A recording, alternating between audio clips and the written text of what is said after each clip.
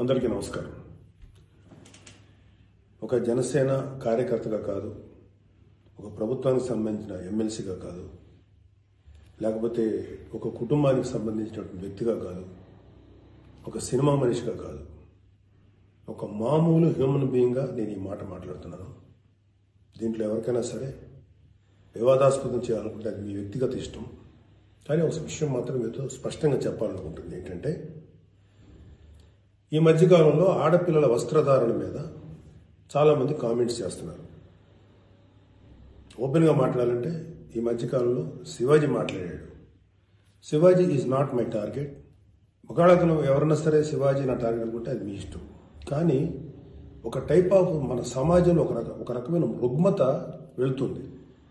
అదేంటంటే moral policing. It's called moral policing. ఎంత మిత్తులో బతుకుతున్నారంటే సామాన్య జనం చాలామంది ఈ మేల్ చావనిస్టిక్ సొసైటీ, మగ అహంకారంతో ఉన్నటువంటి మన సమాజం, ఆడపిల్ల ఎలా ఉండాలి, ఆడపిల్ల వస్త్రధారణ ఎలా ఉండాలి, ఆడపిల్లలు ఎలా మాట్లాడాలి, ఆడపిల్లలు ఏం మాట్లాడాలి, ఏమి మాట్లాడకూడదు, దీని మీద ప్రతి ఒక్కడు, అతను పండితుడు కానించి పామరుడు దాకా ప్రతి ఒక్కడు ఆడపిల్ల ఎలా ఉండాలో మాట్లాడతారు. ఫస్ట్ పాయింట్, దీన్ని మోరల్ పోలీసింగ్ అంటారు. ఇది ఎగెనెస్ట్ కాన్స్టిట్యూషన్.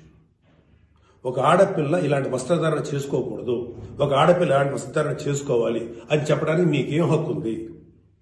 ఏ రైట్ ఉంది మీకు?